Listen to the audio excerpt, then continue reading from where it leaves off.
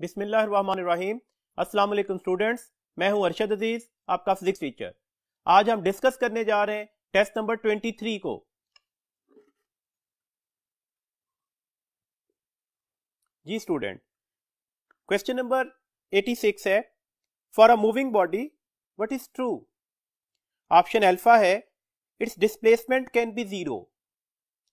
क्या moving body का displacement zero हो सकता है? तो आंसर इज यस।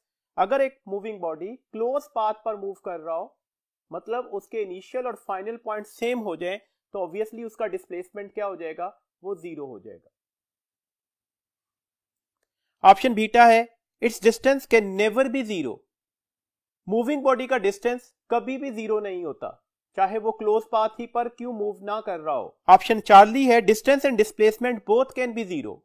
डिस्प्लेसमेंट तो जीरो हो सकता है, डिस्टेंस कभी भी जीरो नहीं होगा। इसका मतलब है कौन सी ऑप्शन ठीक है? ऑप्शन अल्फा भी ठीक है, ऑप्शन बीटा भी ठीक है। तो करेक्ट ऑप्शन हमारे पास कौन सी हो गई? Delta, both A and B. 87 question है, a 250 metre long train is moving with a uniform velocity of 45 km per hour.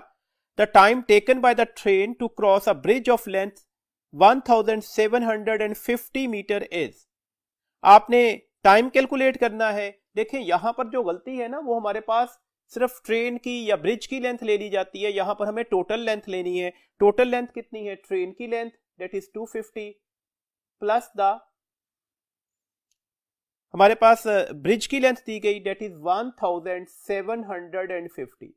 Second one आपने ये करना होगा कि जो स्पीड है उसे आपने मीटर पर सेकंड में कन्वर्ट करना है। 45 किलोमीटर पर आवर की स्पीड दी गई, ये 45 किलोमीटर पर आवर। आप इसे मीटर पर सेकंड में कन्वर्ट करेंगे तो ये 45 को 1000 से मल्टीप्लाई करके आप 3600 से डिवाइड कर दें। ये मीटर पर सेकंड में कन्वर्जन हो गई, ये इससे कैंसिल हो गया। अब आप देखिएगा कि हमारे पास अब फर्दर वैल्यूज क्या होगी? 2 5s are 10 एंड 2 18। तो 5 को 45 से मल्टीप्लाई करें तो हमारे पास कितनी वैल्यूज बन रही है? 5 5s are 25 और ये 225 हो गया डिवाइडेड बाय 18 मीटर पर सेकंड। फर्दर सिंप्लीफाई यहां पर जाकर कर लेते हैं तो ये हमारे पास आ जाएगा 225 डिवाइडेड बाय 18। अब देखिएगा हमारे पास इन दोनों को ऐड करते हैं तो आंसर कितना निकल रहा है? That is the 2000 divided by 225 divided by 18 और ये 18 ऊपर जाकर मल्टीप्लाई हो जाएगा। अब 18 को अगर हम 20 मानते हैं, रफली एस्टिमेट कर लेना ये 20 है, तो हमारे पास आंसर किसके बराबर आ गया? 0 0 0 0 और ये 4। मैंने 20 को 2000 से मल्टीप्लाई किया और डिवाइडेड बाय हमें 225 करना है। okay? अब 225 को रफली हम 200 कंसीडर कर लेते हैं। ये दो जीरो से कैंसिल हो गए, तो जो आंसर बनेगा वो कितना होगा? वो 2 and this one is taken as 0 second. तो टाइम तकरीबन 200 सेकंड्स के बराबर आ रहा है। इसके अकॉर्डिंगली अपनी ऑप्शंस को देखते हैं। पहली ऑप्शन है 40 सेकंड, बीटा ऑप्शन है 80 सेकंड, चार्ली ऑप्शन है 160 सेकंड, डेल्टा ऑप्शन है 320 सेकंड। तो कौन सी ऑप्शन ठीक होगी? Obviously Charlie. वजह क्या है? देखे ना, हमने यहां पर वैल्यूज को लेस किया, दैट्स व्हाई अगर मैं इसे 220 या 225 लूंगा तो आंसर इससे लिटिल बिट लेस आना चाहिए था। तो 160 सेकंड हमारे पास करेक्ट ऑप्शन होगी and that is a Charlie. Next question है जी, which of the following changes when particle is moving with uniform velocity? Particle uniform velocity से मूव कर रहा है, कौन सी चीज चेंज हो सकती है? Option alpha, speed. Uniform velocity से मूव करते हुए पार्टिकल की स्पीड चेंज नहीं हो सकती, कांस्टेंट होगी। Option beta, velocity. Uniform velocity है तो वेलोसिटी ऑब्वियसली सेम होगी। ऑप्शन चार्ली है एक्सेलरेशन। यूनिफॉर्म वेलोसिटी है तो चेंज इन वेलोसिटी क्या हुआ? 0। एक्सेलरेशन क्या हो गया? 0। हर पॉइंट पर एक्सेलरेशन 0 है तो एक्सेलरेशन भी चेंज नहीं कर रहा। ऑप्शन डेल्टा है पोजीशन वेक्टर। तो पोजीशन वेक्टर तो ऑब्वियसली चेंज हो रहा होगा। यूनिफॉर्म वेलोसिटी से मूव करते हुए पार्टिकल की पोजीशन चेंज हो रही है, with respect to the origin उसका पोजीशन वेक्टर ऑब्वियसली चेंज हो रहा होगा। तो हमारे पास अब करेक्ट ऑप्शन क्या है? Its position vector. तो दैट्स व्हाई हमारे पास करेक्ट ऑप्शन हो गई डेल्टा। नेक्स्ट क्वेश्चन है जी 89, the area under velocity time graph gives. Velocity time graph का एरिया हमें क्या बताता है? Area of velocity time graph. Simple सी इंफॉर्मेशन है। Area of velocity time graph हमें किस चीज की इंफॉर्मेशन दे रहा होगा? That is the distance. तो हमारे पास करेक्ट ऑप्शन कौन सी हो गई? अल्फा। क्वेश्चन नंबर 90 है जी, which of the following velocity time graph represents the constant positive acceleration? Constant positive acceleration कौन सा ग्राफ आपको इंफॉर्मेशन दे रहा है? देखिए वेलोसिटी टाइम ग्राफ, यहां पर वेलोसिटी ग्रेजुअली इंक्रीज कर रही है और आपको नजर आ रहा है ये यूनिफॉर्मली इंक्रीज कर रही होगी, तो यहां पर एक्सेलेरेशन पॉजिटिव भी होगा और कांस्टेंट भी होगा। हॉरिजॉन्टल स्ट्रेट लाइन एक्सेलेरेशन 0 होगा। यहां पर हमारे पास जो एक्सेलेरेशन होगा वो नेगेटिव होगा, क्योंकि आपको नजर आ रहा है कि अब स्लोप जो है वो डिक्रीज कर रही होगी, तो डेट्स वाई एक्सेलेरेशन नेगेटिव हो गया। नो डाउट यहां पर कांस्टेंट जरूर होगा, तो that's why positive constant acceleration का ग्राफ कौन सा होगा? ऑप्शन अल्फा वाला। तो करेक्ट ऑप्शन हमारे पास हो गई अल्फा। नेक्स्ट क्वेश्चन है 91, bodies which fall freely under the action of gravity is an example. Option alpha है यूनिफॉर्म एक्सेलेरेशन, ऑप्शन बीटा है यूनिफॉर्म वेलोसिटी, ऑप्शन चार्ली है वेरिएबल एक्सेलेरेशन, ऑप्शन डेल्टा है average acceleration. तो obviously जो particle under the action of gravity fall कर रहे होते हैं, हर पॉइंट पर उनका एक्सेलेरेशन क्या होता है? 9.8 मीटर पर सेकंड स्क्वायर, और होता किधर है? डाउनवर्ड। तो ये यूनिफॉर्म एक्सेलेरेशन हुआ। वेलोसिटी यूनिफॉर्म नहीं होती, जैसे जैसे वो टुवर्ड्स द अर्थ मूव करते जाएंगे उनकी वेलोसिटी इंक्रीजिंग होती है। तो डेट्स है कौन सी करेक्ट ऑप्शन हो गई? करेक्ट ऑप्शन हमारे पास है अल्फा, क्योंकि ये केस किस चीज का है जी? यूनिफॉर्म एक्सेलेरेशन का। क्वेश्चन नंबर 92 है, which graph shows the variation of the velocity of a vertically thrown ball with time. आपके पास 4 ग्राफ्स बनाए गए, आपने बताना है कि कौन सा ग्राफ जो है वर्टिकली थ्रोन बॉडी का बनाया गया है, और ग्राफ हमने वेलोसिटी और टाइम के दरमियान देखना है। वेलोसिटी और टाइम का अगर हम ग्राफ बनाते हैं, जब एक पार्टिकल को हम वर्टिकली थ्रो करेंगे तो टाइम 0 पर उसकी वेलोसिटी क्या होगी? मैक्सिमम। जैसे जैसे वो अपवर्ड मूव करता जाएगा उसकी वेलोसिटी क्या होती जाएगी? कम होती जाएगी, और कम होते होते किसके बराबर हो जाएगी? 0। कब? जब वो अपनी मैक्सिमम हाइट पर पहुंच चुका होगा। तो ये ग्राफ बन गया जी, ये अपवर्ड मोशन का ग्राफ था। पार्टिकल क्या करेगा? वो डाउनवर्ड मूव करेगा, और जैसे ही वो डाउनवर्ड मूव करेगा उसकी वेलोसिटी हर पॉइंट पर क्या करना शुरू हो जाएगी? बढ़ना शुरू हो जाएगी। बढ़ते बढ़ते अपनी वैल्यूज क्या हो जाएगी? मैक्सिमम हो जाएगी। कब? जब वो जमीन को हिट कर रहा होगा। तो हम डाउनवर्ड मोशन के लिए यहां पर वैल्यूज को दिखा देते हैं। तो ये किस चीज की रिप्रेजेंटेशन है? ये डाउनवर्ड मोशन की रिप्रेजेंटेशन आ रही है। आपको नजर आ रहा है हर पॉइंट पर एक्सेलेरेशन जो होगा वो नेगेटिव ही लिया जाएगा, क्योंकि स्लोप नेगेटिव है। तो ये हमारे पास बेस्ट रिप्रेजेंटेशन है वेलोसिटी टाइम ग्राफ की। अगर एक पार्टिकल को हम थ्रो करें अपवर्ड, तो कौन सी ऑप्शन करेक्ट होगी हमारे पास? That would be the alpha जी। नेक्स्ट क्वेश्चन है जी हमारे पास 93, a ball of mass 5 kilogram is dropped from the height of 156.8 meter. The time taken by the ball to hit the ground is। कितना time लगेगा उसे ground को hit करने के लिए? हमारे पास 4 ऑप्शंस गिवन है, हमने एग्जैक्ट ऑप्शंस ढूंढनी है। कौन सा फॉर्मूला लगा जी? S is equal to the VIT plus half GT square. VI की वैल्यूज क्या होगी? 0। ड्रॉप किया गया ना, तो इनिशियल पॉइंट पर उसकी वेलोसिटी क्या हो जाएगी? 0। तो VIT का फैक्टर तो खत्म हो गया। तो टाइम स्क्वायर किसके बराबर आ जाएगा? That is the 2 times of the S या height divided by G। Values given थी, ये 2 है, S की वैल्यूज 156.8 मीटर थी, डिवाइडेड बाय 10 है। आप इसे रफली एस्टिमेट कर लें, ये 160 है। देखें, जब तक गैस वर्क नहीं ना सीखेंगे कैलकुलेशन लिटिल बिट टफ रहेगी आपके लिए। अगर ये 160 है तो ये तो इससे कैंसिल हो गया, तो हमारे पास टी स्क्वायर किसके बराबर आ जाएगा? 16 multiply by 2। This means that T किसके बराबर आ जाएगा? That is the 16 multiply by 2 whole under root. This means आपको 16 का अंडर रूट अलहदा भी ले सकते हैं और 2 का अंडर रूट अलहदा भी ले सकते हैं। तो आंसर क्या हो गया? 16 अंडर रूट क्या होता है? 4, और ये एज इट इज आ गया। तो ये इतने सेकंड्स हमारे पास ऑप्शन होगी। तो ये कौन सी ऑप्शन ठीक हो गई जी? बीटा। नेक्स्ट क्वेश्चन है, which graph shows the variation of displacement of the vertically thrown ball with time। vertically thrown ball हमारे पास with time के साथ हमने ग्राफ ड्रॉ करना है, तो कौन सा ग्राफ आपके पास एग्जैक्ट रिप्रेजेंटेशन दे रहा है? देखिए हमारे पास अब हुआ क्या, और ग्राफ हमने t और डिस्टेंस के दरमियान बनाना। टाइम 0, ऑब्वियसली बॉल का डिस्टेंस या हाइट भी 0 होगी। जैसे जैसे टाइम बढ़ता जाएगा उसकी हाइट क्या करती जाएगी? बढ़ती जाएगी, till it reaches its maximum values. Maximum point के बाद जाने के बाद टाइम के बढ़ने के साथ साथ हाइट फिर क्या होना शुरू हो जाएगी? कम होना शुरू हो जाएगी, और वो कहां पर आकर ड्रॉप कर जाएगा? जमीन पर। तो that's why that is the best representation vertically thrown ball की है। और ये ग्राफ किसका है, डिस्टेंस टाइम का, तो दैट्स करेक्ट ऑप्शन हमारे पास कौन सी है, that would be the beta. Next question है जी 95, two blocks of masses 1 kilogram and 3 kilogram place in contact are acted upon by a force of 80 Newton, the acceleration of the 1 kilogram mass will be, 1 kilogram mass का acceleration क्या होगा। देखिएगा हमारे पास acceleration किसके बराबर होगा, force over the total mass। तो force कितनी लग रही थी, इस पार्टिकल पर force जो लग रही है वो 80 न्यूटन है।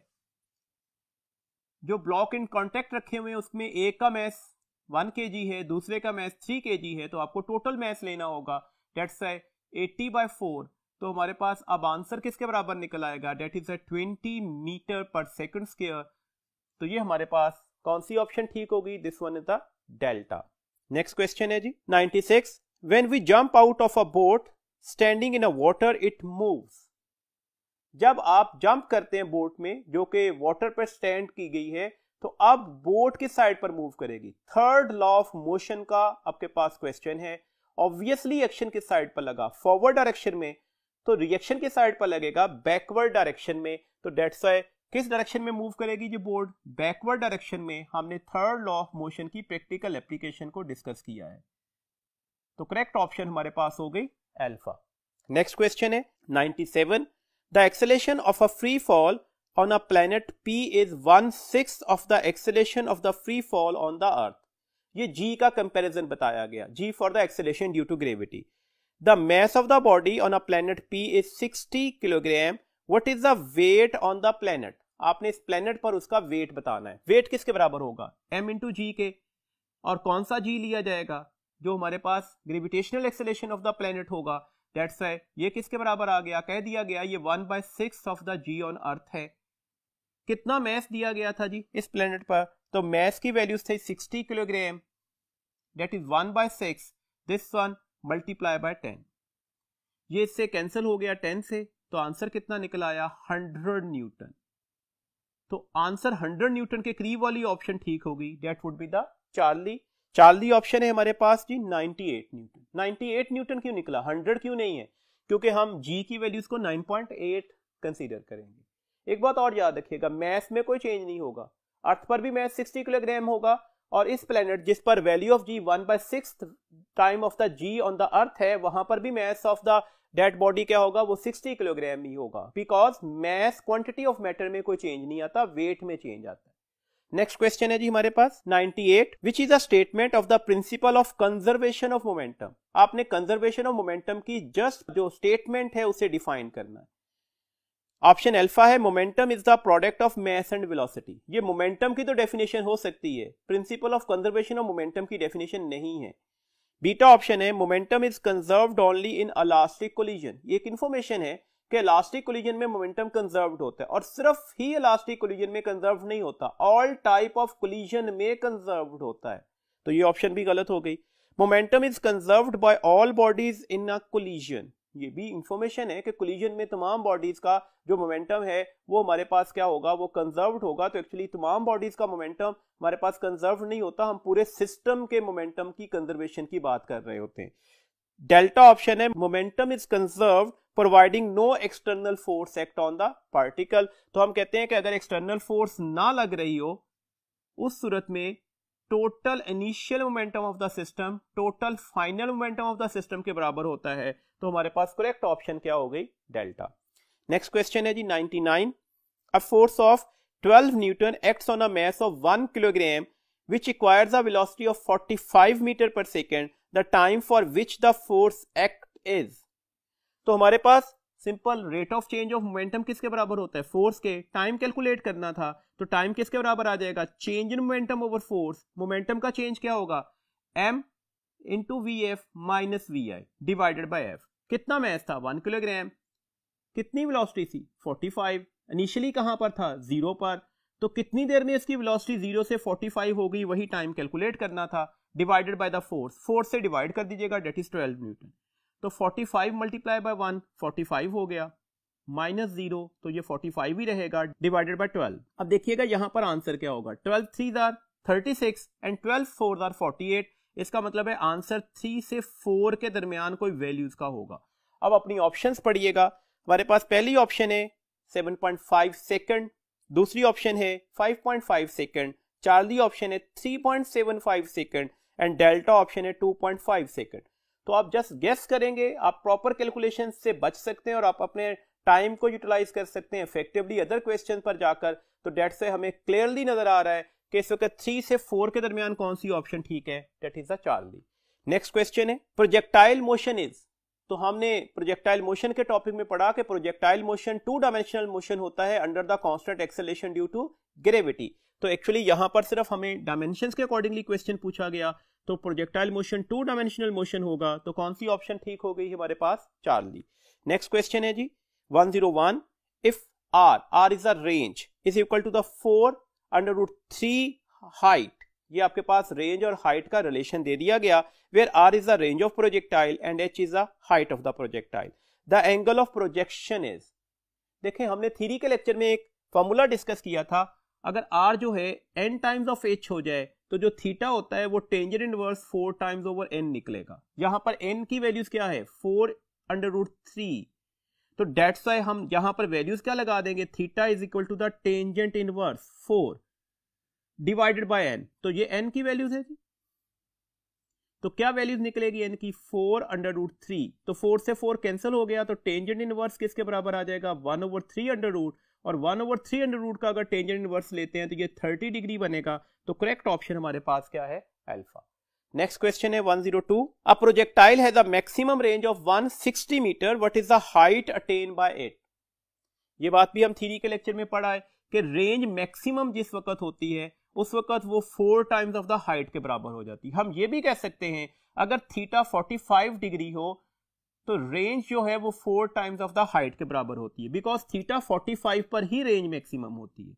कितनी रेंज दी गई जी हमारे पास, रेंज दी गई है 160 मीटर। आपने हाइट कैलकुलेट करनी है, तो हाइट किसके बराबर आ जाएगी 160 डिवाइडेड बाय 4, ये 4 इधर जाकर डिवाइड हो गया, तो इस लम्हे हाइट कितनी अटेन हो रही होगी प्रोजेक्टाइल की, डेट इज 40 मीटर। तो करेक्ट ऑप्शन हमारे पास आ गई चार्ली जी। नेक्स्ट क्वेश्चन है 103, 4 projectile are projected with the same speed at an angle of 23 degree, 37 degree, 57 degree and 67 degree. With the horizontal, the range will be the longest for the projectile whose angle of projection is.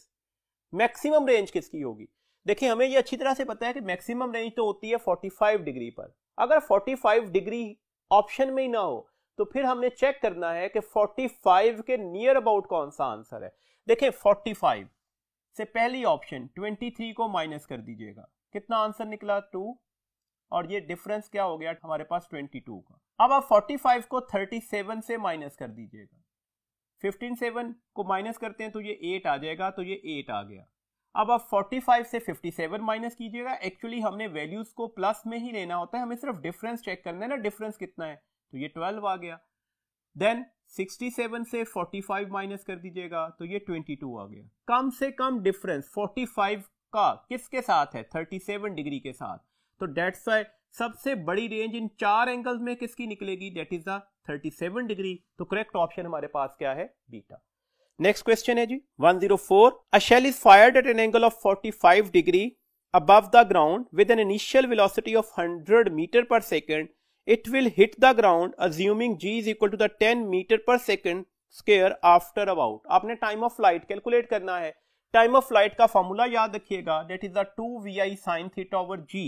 Values apply कर दीजिएगा 2, initial velocity दी दी गई 100, angle of projection sine of 45 था और g की values क्या ली गई 10।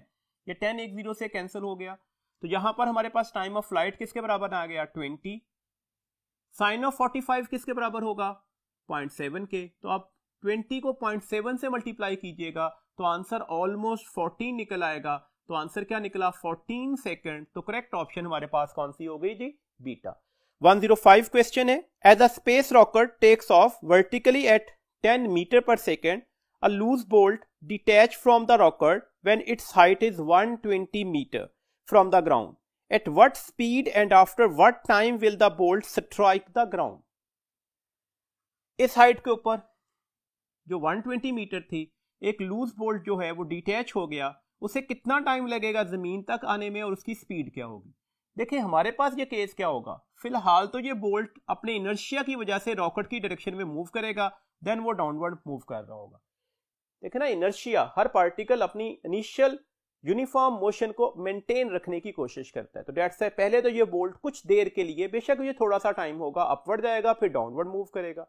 तो यहां पर आपको सबसे पहले तो ये डिस्टेंस मेजर करना पड़ेगा, फिर इसके लिए टाइम लेना पड़ेगा, ये टोटल डिस्टेंस आ जाएगा, फिर इसका टाइम आएगा और फिर इसकी स्पीड आ जाएगी। नंबर ऑफ इक्वेशंस के बाद ऑलमोस्ट 3 to 4 टाइम सोल्यूशन के बाद अपने एग्जैक्ट ऑप्शन पर जाते हैं। और अगर आपको इक्वेशन ऑफ मोशन की बात याद है कि इनिशियल वेलोसिटी की डायरेक्शन को पॉजिटिव लें, इसके अलावा जो भी क्वांटिटी इसकी डायरेक्शन में होगी वो पॉजिटिव लेंगे, और जो भी क्वांटिटी इससे अपोजिट डायरेक्शन में होगी उसे नेगेटिव लेंगे, तो हम जस्ट एक एक इक्वेशन लगाकर अपनी वैल्यूज को कैलकुलेट कर देंगे। देखिए हमारे पास सेकंड इक्वेशन ऑफ मोशन है, ये पॉइंट ए है, ये बी है, ये सी है। इनिशियल वेलोसिटी किधर थी, अपवर्ड, दैट्स व्हाई मैंने जी के साथ कौन सा साइन लगाया, नेगेटिव का। बोल्ट डाउनवर्ड आ ना, जी डाउनवर्ड है, उससे अपोजिट डायरेक्शन में। एच बी मैंने नेगेटिव ले ली बिकॉज इनिशियल वेलोसिटी से अपोजिट डायरेक्शन में। तो माइनस जी माइनस एच 2 से मल्टीप्लाई होगा वी सी स्क्वायर और ये वी ए स्क्वायर, तो आपके पास डायरेक्टली वो वेलोसिटी आ जाएगी जिससे वो हिट कर रहा होगा अर्थ को। देखिए वैल्यूज लगाते हैं, that is 2 minus minus plus हो जाएगा, ये 10 है और ये 120 है। वी सी स्क्वायर आपने कैलकुलेट करना है और ये वी ए कितना है, 10 का स्क्वायर, ये कितना हो गया 20। 20 को अगर मैं 120 से मल्टीप्लाई करता हूं तो ये 2400 हो जाएगा, ये 100 हो गया, ये इधर आकर प्लस हो गया, तो ये वी सी स्क्वायर आ गया। तो वी सी किसके बराबर आ जाएगा, ये 2500 अंडर रूट आ जाएगा।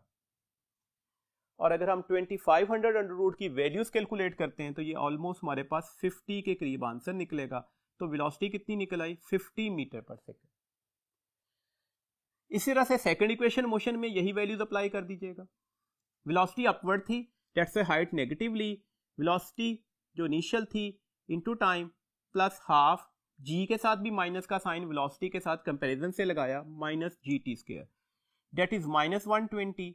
This one is 10t plus minus minus 10 से 2 डिवाइड कर दे तो 5t स्क्वायर, ये दैट्स व्हाई इसे लिखा गया 5t square minus 10t minus 120 is 0। आप इसे ऐसे भी लिख सकते हो, t square minus 2t minus यहां पर 24 आ जाएगा इज 0। मैंने 5 से डिवाइड कर दिया इक्वेशन को। अब आप क्या करेंगे, अब आप यहां पर सिर्फ फैक्टर्स बना लें। देखें यहां पर आपको वादे तौर पर नजर आ रहा है कि फैक्टराइजेशन कैसे होगी। तो फैक्टर्स कैसे बनेंगे जी, that is T square minus 2 के फैक्टर्स बनाने, ये माइनस 2 के फैक्टर बनेंगे 6t plus 4t minus 24 is 0। देखिए 6 को माइनस 4 से मल्टीप्लाई करें तो माइनस 24 आया, और 6 को 4 से माइनस करें तो माइनस 2 आ जाएगा, तो ये फैक्टर्स बन गए। इसमें से t कॉमन निकलेगा, ये t माइनस 6 हो जाएगा, इसमें से t कॉमन निकलेगा तो हमारे पास ये वैल्यूज के साथ ड्राइव हो गया। अब इसमें से t कॉमन निकलेगा तो ये हमारे पास एक्सप्रेशन क्या आ जाएगा, अगर t कॉमन निकल आया ये t माइनस 6 हो गया। यहां पर इस इक्वेशन पर फोकस किया करके कौन सी चीज कॉमन निकल रही है, ये 4 कॉमन निकल रही है, तो प्लस 4 कॉमन निकला तो ये t minus 6 is equal to 0। अब अगर इन दोनों एक्सप्रेशन से t माइनस 6 कॉमन ले लें तो ये एक्सप्रेशन बन जाएगा t minus 6 multiply by t plus 4 is 0।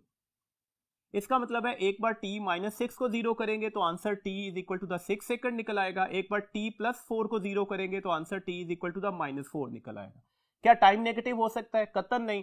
तो दिस मींस दैट कितना टाइम लगेगा इसे, 6 सेकंड, कितनी स्पीड के साथ, 50 मीटर पर सेकंड से हिट करेगा, तो कौन सी करेक्ट ऑप्शन आ गई, that is the beta. Next question है जी हमारे पास, question number 106, the velocity of a particle which is decelerating uniformly changes from 30 metre पर second to 15 meter per second in 75 meter. After what further distance will it come to rest? 30 से 15 metre पर second तक velocity जाते हुए वो 75 metre का distance cover करता है। 15 मीटर पर सेकंड से वेलोसिटी 0 होते हुए वो कितना फर्दर डिस्टेंस कवर कर रहा होगा। तो देखें हमारे पास दो इक्वेशन ऑफ मोशन के साथ इसे सॉल्व करते हैं ना। पहली condition 2as is equal to the V F square minus V I square, 2a, यहां से हम एक्सेलेरेशन को कैलकुलेट कर लेंगे ना, कितना डिस्टेंस था 75, फाइनल वेलोसिटी क्या थी 15 और इनिशियल वेलोसिटी क्या थी 30। इक्वेशन में स्क्वायर्स थे तो हमने स्क्वायर्स भी ले लिए। अब यहां पर 75 को अगर मैं 2 से मल्टीप्लाई करता हूं तो ये 150a हो गया, 15 का स्क्वायर 225 होगा, 30 का स्क्वायर 900 निकल आएगा। 900 से 225 अगर मैं माइनस करता हूं तो ये -675 हो जाएगा, ये 150 इधर जाकर डिवाइड हो गया। अब अगर आप इसे फर्दर सिंप्लीफाई कर दें तो ये हमारे पास एक्सेलेरेशन आ जाएगा -9/2 के। -9/2 का मतलब हमारे पास क्या निकला, एक्सेलेरेशन की जो वैल्यूज है वो निकल आएगी ऑलमोस्ट -4.5 मीटर पर सेकंड स्क्वायर। अब यही कंडीशन आप सेकंड केस पर लगाइएगा। 2a s', ये s' वो डिस्टेंस है जो 15 मीटर पर सेकंड की वेलोसिटी से 0 तक जाने में लगेगा। तो फाइनल वेलोसिटी 0 हो जाएगी, इनिशियल वेलोसिटी अब क्या हो जाएगी 15, तो इन दोनों को स्क्वायर्स भी लेने होंगे। एक्सेलेरेशन की वैल्यूज आपको पता है -4.5 थी, s', 15 का स्क्वायर क्या होगा 225।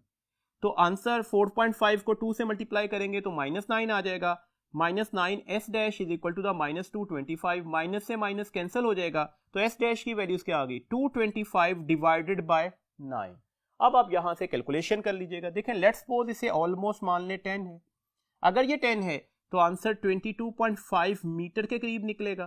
तो इसके करीब वाली ऑप्शन पर हम जाकर चॉइस ले लेंगे, तो करेक्ट ऑप्शन हमारे पास होगी अल्फा ऑप्शन है हमारे पास जी 25 मीटर, बीटा ऑप्शन थी हमारे पास 37.5 मीटर, चार्ली ऑप्शन थी 50 मीटर और डेल्टा ऑप्शन थी 75 मीटर। तो ऑब्वियसली अल्फा ऑप्शन ही 22.5 मीटर के ज्यादा क्लोजेस्ट है, तो that's alpha is the correct option. Question number 107 है, a fighter jet flying horizontally at a 500 meter above the ground release a bomb when the target 2 km ahead is sighted. At what speed must the jet be flying in order to hit the target? Neglect air resistance and taken g is equal to the 10 meter per second square. आपके पास अब linear projectile का case है, तो हमारे पास सबसे पहले तो y की वैल्यूज क्या होगी हाफ gt स्क्वायर, यहां से टाइम ऑफ फ्लाइट आ जाएगी, that is the 2yg whole under root. कितना हाइट थी 500 मीटर, g की वैल्यूज 10 थी, ये इससे कैंसिल हो गया, तो टाइम ऑफ फ्लाइट कितना निकल आएगा 100 under root, that is the 10 metre 10 second. अब देखिएगा x की वैल्यूज क्या होगी vt, एक्चुअली यहां पर vix आएगा ना, और vix और हमारे पास v आपस में बराबर होंगे क्योंकि हमने इसे इनिशियली ही हॉरिजेंटली थ्रो किया है, तो v किसके बराबर आ जाएगा x/t के। x की वैल्यूज दी गई थी 2 किलोमीटर, 2 किलोमीटर की जगह मैंने 2000 लिख दिया, किससे डिवाइड करेंगे टाइम ऑफ फ्लाइट से, तो हमारे पास वेलोसिटी कितनी निकल आएगी 200 मीटर पर सेकंड। तो इस वेलोसिटी से हॉरिजेंटली थ्रो करेंगे अगर टारगेट को हिट करना चाह रहे हैं, तो करेक्ट ऑप्शन हमारे पास क्या निकल आएगी अल्फा। नेक्स्ट क्वेश्चन है जी 108, a cricketer throws a ball vertically upward and catches it 3 second later, neglecting air resistance, what is the speed with which the ball leave his hand? देखिएगा यहां से एक बॉल उसने थ्रो किया, यहां पर वापस 3 सेकंड में आ जाता है, ये आपने इनिशियल स्पीड बतानी है कितनी होगी। तो ऑब्वियसली अगर उसे 3 सेकंड लगते हैं तो मैक्सिमम हाइट तक जाने में कितना टाइम लगेगा 3/2, डेट इज द 1.5 सेकंड। तो हम सिर्फ इस मोशन को डिस्क्राइब करके अपनी वैल्यूज को कैलकुलेट कर सकते हैं। देखिए vf is vi minus gt, maximum height पर वेलोसिटी क्या हो जाएगी 0, vi कैलकुलेट करना चाह रहे थे, माइनस g की वैल्यूज 10 है और टाइम कितना लगा 1.5 सेकेंड, तो डेट्स इसे मल्टीप्लाई कर दीजिएगा। अब हमारे पास आंसर क्या हो जाएगा, that is 0 vi minus 15, this means that vi किसके बराबर आ जाएगा 15 दूसरी साइड पर जाकर ऐड हो जाएगा, तो 15 मीटर पर सेकेंड, तो हमारे पास करेक्ट ऑप्शन क्या हो गई बीटा। नेक्स्ट क्वेश्चन है जी 109, the following is the motion of a particle along the X axis, which of the following statement describe the motion is false. आपके पास एक फिगर एक ग्राफ बना हुआ है, आपने फॉल्स स्टेटमेंट ढूंढनी है। ऑप्शन अल्फा है the particle is at rest at point A, displacement time graph है ना, देखें यहां पर पार्टिकल रेस्ट में है, ऑप्शन अल्फा ये दी गई, तो ऑब्वियसली नजर आ रहा है कि यहां पर हमारे पास स्लोप किसके बराबर निकलेगा 0 के, और slope of the distance time graph किसको बता रहा होता है स्पीड को, तो डेट्स यहां पर पार्टिकल रेस्ट में ही होगा, तो ऑप्शन अल्फा तो ठीक हो गई। ऑप्शन बीटा है द पार्टिकल है zero acceleration between B and D, B and D के दरमियान जीरो एक्सेलेरेशन है, बी से सी पर जाते हुए ऑटोमेटिकली वेलोसिटी हर लम्हे क्या कर रही होगी चेंज हो रही होगी। कैसे पता लगा, यहां पर हमारे पास डिस्टेंस जो था ना वो यूनिफॉर्मली इंक्रीज कर रहा था, तो वेलोसिटी भी हमारे पास चेंज हो रही होगी। एग्जैक्टली यहां पर जाकर वेलोसिटी क्या हो जाएगी 0, उसके बाद वेलोसिटी यूनिफॉर्मली क्या कर रही होगी, डिक्रीज कर रही होगी। स्लोप ऑफ द ग्राफ यही इंफॉर्मेशन दे रहा है। और अगर वेलोसिटी कंटिन्यूअसली चेंज हो रही है तो क्या एक्सेलेरेशन जीरो हो सकता है? कतई नहीं। तो बी और डी के दरमियान एक्सेलेरेशन जीरो नहीं हो सकता, तो ये ऑप्शन गलत हो गई। चार्ली ऑप्शन है the particle is moving in the negative X direction at point D. C से डी तक स्लोप क्या निकलेगा, नेगेटिव, तो ये बात ठीक हो गई। अब किधर जा रहा होगा, नेगेटिव एक्स डायरेक्शन के अंदर। डेल्टा ऑप्शन है the particle is moving uniformly in the positive X direction at point B. Point B से वो पॉजिटिव एक्स डायरेक्शन में यूनिफॉर्मली जा रहा है, स्लोप पॉजिटिव है और यूनिफॉर्म मोशन भी हमें पता लग रही है, तो डेट्स ये ऑप्शन भी ठीक है। तो इस वक्त हमारे पास गलत ऑप्शन कौन सी है, बीटा। नेक्स्ट क्वेश्चन है 110। A projectile of mass 2 kilogram is fired eight 60 degree above the horizontal with the speed of 20 meter per second. What is the minimum momentum value of the projectile during its flight? आपने minimum momentum calculate करना है। देखिए momentum किसके बराबर होता है, mess into velocity के। Momentum कब मिनिमम होगा, जब स्पीड मिनिमम होगी। और प्रोजेक्टाइल की स्पीड कहां पर जाकर मिनिमम होती है, हाईएस्ट पॉइंट पर। वजह यह है उसका Y component of velocity zero हो जाता है वहां पर। तो अब आपके पास बात क्लियर हो गई। एम और हाईएस्ट पॉइंट पर स्पीड किसके बराबर होती है, V I cos theta, because V Y का फैक्टर जीरो हो गया। मैस 2 किलोग्राम था, इनिशियल वेलोसिटी 20 थी, एंगल ऑफ प्रोजेक्शन 60 डिग्री था। तो यहां पर कॉस ऑफ 60 क्या होता है, 1/2, तो ये तो इससे कैंसिल हो गया। तो मोमेंटम की वैल्यूज क्या निकल आएगी, दैट इज 20 न्यूटन सेकेंड। तो करेक्ट ऑप्शन हमारे पास क्या है, बीटा। क्वेश्चन नंबर 111 है अ force of 100 Newton acts on a mass of 2 kilogram for 5 second. What is the distance traveled by the body from rest in this time? आपने distance calculate करना है। अब हमारे पास सबसे पहले तो एक्सेलेरेशन ले लें, F ओवर m का फॉर्मूला लगेगा। फोर्स 100 न्यूटन थी, 2 किलोग्राम मास था, तो 50 मीटर पर सेकंड स्क्वायर उसका एक्सेलेरेशन निकल आया। अब S is equal to the V I T plus half AT square के फॉर्मूला में ये वैल्यूज लगा दीजिएगा। इनिशियल वेलोसिटी जीरो थी, डेट्स ये फैक्टर जीरो हो गया, प्लस हाफ एक्सेलेरेशन 50 है और टाइम हमारे पास 5 सेकंड दिया गया, तो 5 का स्क्वायर हो गया। तो अगर आप 50 को 2 से डिवाइड करते हैं तो ये 25 और 5 का स्क्वायर भी 25 होगा।